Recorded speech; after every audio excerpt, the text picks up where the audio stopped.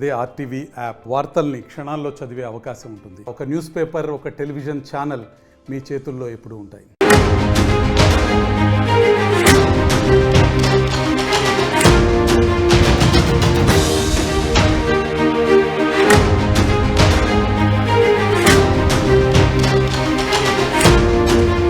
Breaking news చూస్తున్నారు. 10th paper leak కేసులో big twist చోటు చేసుకుంది. తాను కావాలని పేపర్ లీక్ చేయలేదంటోంది ఝాన్సీ.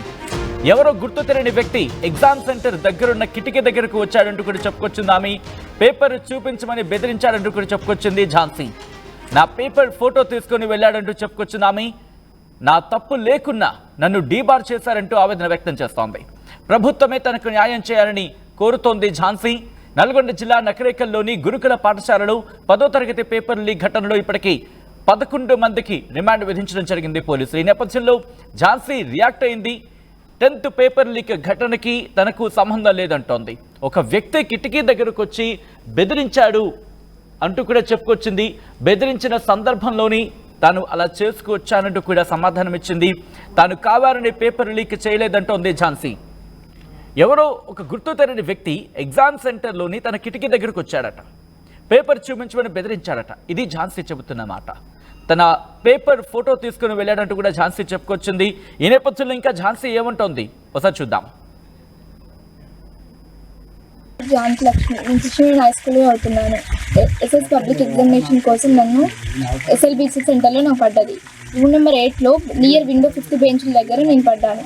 అక్కడ ఉన్న ఒకసేపు మేడం ఓఎంఆర్ షీట్ అని క్వశ్చన్ పేపర్ ఇచ్చిన తర్వాత ఒక అన్ఎక్స్పెక్టెడ్ వ్యక్తి వచ్చి ఆ ఫోటో తీసుకోవడం జరిగింది. అది ఆ టైంలో ఎలా జరిగిందో భయపెట్టించింది, బాగా భయపెట్టించి ఆ టైంలో నాకు ఏం చేయాలో కూడా అర్థం కాలేదు. అర్థం కాని ఫోటో తీసుకుని వెళ్ళాను. ఆ తర్వాత నేను తెలుగు ఎగ్జామ్ రాసుకుని రాగానే ఇంటికి వచ్చిన 1-2 అవర్స్ లోపల పోలీసు వాళ్ళు వచ్చారు. మాల్ ప్రాక్టీస్ చేస్తావు, అది చేస్తావు చాలా మాట్లాడారు. నేను చేయలేదు సార్. నాకు ఆ వ్యక్తి ఎవరో కూడా నాకు పర్సన్ ఎవరో కూడా తెలియదన్నా కూడా ఎంత వినకుండా నన్ను పోలీస్ స్టేషన్కి, నన్ను మా ఫాదర్ని ఎగ్జికల్ పోలీస్ స్టేషన్ కాల్లో తీసుకెళ్ళడం జరిగింది. అక్కడ చాలా క్వశ్చన్స్ అడిగారు. నువ్వు నీకు తెలుసా, ఆ పర్సన్ తెలుసా అని తెలియదు సార్, ఎంత చెప్పినా వినలేదు వాళ్ళు. మళ్ళీ 9:30 దాకా నేను అక్కడనే ఉన్నాను. పోలీస్ వాళ్ళు 9:30 దాకా నన్ను మా ఫాదర్ని కూర్చోబెట్టారు. తర్వాత ఒక 10 దాకా 10:30కి నేను మా ఇంటికి వచ్చేసాను. వచ్చిన తర్వాత వాళ్ళు ఏం భరోసా ఇచ్చారంటే, మీరు ఏం కాదు, ఎగ్జామ్స్కి ఏ ప్రాబ్లం ఉండదు, మీరు అన్ని ఎగ్జామ్స్ రాసుకోవచ్చు, జస్ట్ విచారణ కోసం మీరు ఇంటికి పోలీస్ స్టేషన్ తీసుకురావాలని చెప్పారు. విచారణ కోసం ఏం కాదు, ఎగ్జామ్స్ అన్నీ రాసుకోవచ్చు అని నాకు మా ఫాదర్కి భరోసా ఇచ్చి పంపించారు. వెళ్ళి మార్నింగ్ నేను హిందీ ఎగ్జామ్ రోజు వెళ్తే సెంటర్లో దిగాలి. నేను రూమ్లోకి వెళ్ళగానే నా రూమ్ నెంబర్ పట్టుకొని నన్ను ఒక రూమ్లో తీసుకెళ్ళి నా రూమ్ నెంబర్ నన్ను డీబార్ చేసి వాడేసారు. ఒక వైట్ పేపర్ మీద బలవంతంగా ఫోర్స్ఫుల్గా. నా పేరెంట్స్ లేరు, నా గడియన్ లేరు, ఎవ్వరు లేరు. అప్పుడు నాతో సంతకం పెట్టించుకున్నారు. ఆ తర్వాత నన్ను ఇంటికి వచ్చి డ్రాప్ చేశారు వాళ్ళు. ప్లీజ్ నన్ను అధికారులు, కలెక్టర్ గారు, డిఎస్పీ వాళ్ళు నాకు న్యాయం చేయాలని కోరుకుంటాను. 13 years లైఫ్ నాది. జస్ట్ ఒక లాస్ట్ స్టేజ్ నాది. ఒక్కసారి నేను వెళ్తే నాకు ఫర్దర్ స్టడీస్ చాలా వెళ్ళిపోతాయి. ప్లీజ్ నాకు ఈ 10th పోతే నాకు బతకాలని కూడా లేదు. నాకు సూసైడ్ తప్ప వేరే ఆలోచన కూడా లేదు నాకు ఇప్పుడు. ప్లీజ్ నాకు న్యాయం జరుగుతుందని నేను బతకగలుగుతా తప్ప నాకు వేరే ఛాన్స్ కూడా లేదు. నన్ను అన్ని ఎగ్జామ్స్కి ఎలో చేయాలి. హిందీ ఎగ్జామ్ ఎలాగో పోయింది. నాకు తెలుగు పేపర్ బుక్లెట్ కూడా ఆపేశారు నాది. సో అన్ని ఎగ్జామ్స్ రేపటి నుంచి ఇంగ్లీష్ ఎగ్జామ్ నుంచి అయినా నన్ను రాసేలా కోఆపరేట్ చేయండి ప్లీజ్. నాకు ఎగ్జామ్స్ రాయకుంటే నాకు సూసైడే తప్ప వేరేది ఏం లేదు. నాకు 10th లైఫ్కి ఈ 10th అనే సప్లై పడితే నాకు ఇంటర్, డిగ్రీ, బీటెక్ ఏదైనా కూడా మొత్తం ఎఫెక్ట్ పడుతుంది. ప్లీజ్ అందరు అధికారులు, కలెక్టర్ గారు, ఎంఈఓ గారు, డిఓ గారు అందరికీ చేతులు ఎత్తి జోడిస్తున్నా. ప్లీజ్ నాకు న్యాయం చేయాలి. నాకు న్యాయం చేయాలి. ఒక దళిత విద్యార్థిని. ప్లీజ్ నాకు న్యాయం చేయాలని కోరుకుంటున్నాను. నాకు ఏమాత్రం న్యాయం చేయకుంటే మాత్రం నాకు సూసైడ్ తప్ప వేరేది ఏం లేదు ఛాన్స్.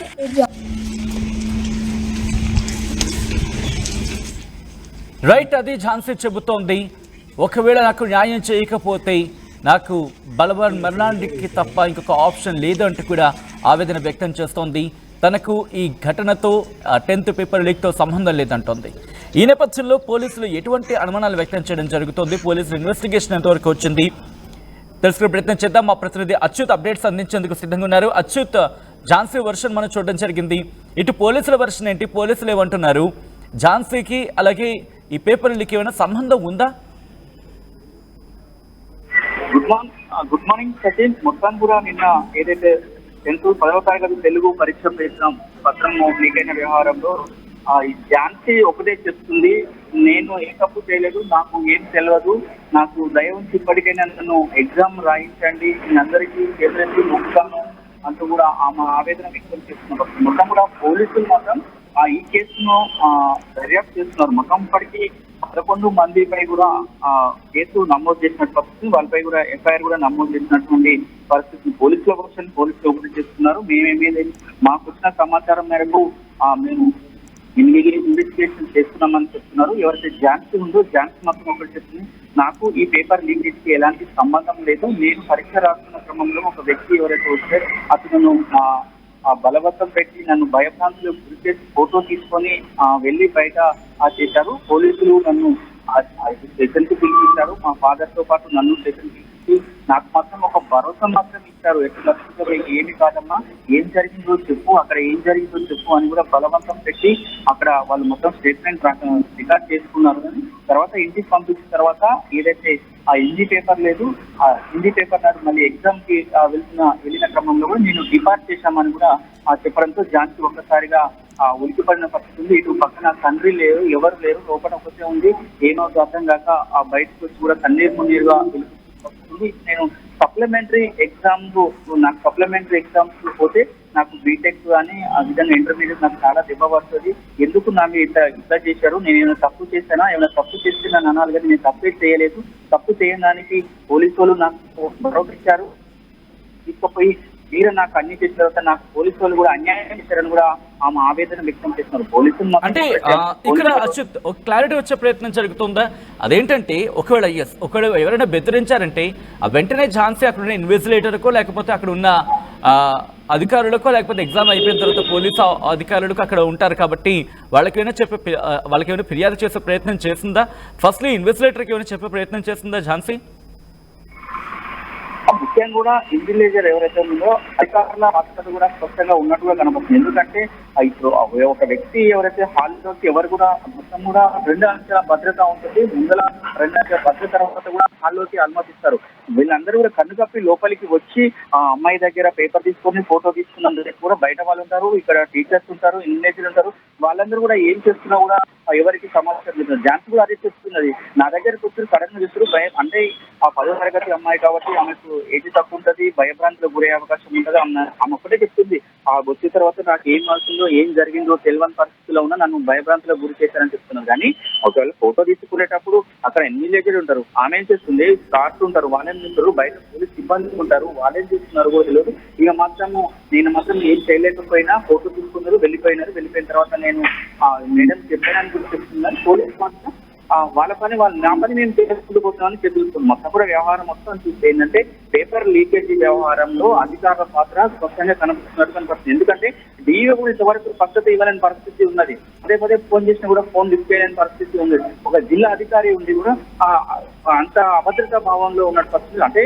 పిల్లల విద్యార్థుల ఇక వీళ్ళు ఆటలు ఆడుకున్నట్టు. ఇప్పుడు పాపం ఏమంటుంది, నేను దళిత అమ్మాయిని కాబట్టి నేను ఎత్తుకోవాలి, నేను ఒకవేళ ఇప్పుడు నాకు కావాల్సిన ఇంగ్లీష్ పేపర్ నుంచి అయినా కూడా ఎగ్జామ్స్ రాయించకపోతే మాత్రం నాకు ఆత్మహత్య శరణ్యం అని చెప్తున్న ఇప్పుడు అమ్మాయిని కాపాడుకోవాల్సిన తల్లిదండ్రులు కూడా పూర్తిగా మీద ఒక నిఘా పెట్టాలని కూడా పలువురు కుటుంబ సభ్యులు వాళ్ళు చెప్తున్నారు. ఎందుకంటే అమ్మాయి టీనేజ్ అమ్మాయికి తెలియదు, ఆమె ఏంటంటే నేను ఎంతో భవిష్యత్తు ముందుకు వెళ్ళి చదువుకోవాలన్న ఉద్దేశంలో ఉంది. ఒకసారిగా ఇప్పుడు సడన్ గా అంటే ఝాన్సీకి సంబంధించి వర్షన్ ఇలా ఉంది, మరి మిగతా 11 మంది సంగతి ఏంటి? 11 మంది ప్రమేయం గురించి మాట్లాడుకున్న సందర్భం, దాంతోపాటు ఇక్కడ ఆ 11 మందికి సంబంధించి కూడా ప్రస్తుతం ఎటువంటి డీటెయిల్స్ చెప్పడం జరుగుతోంది పోలీసులు?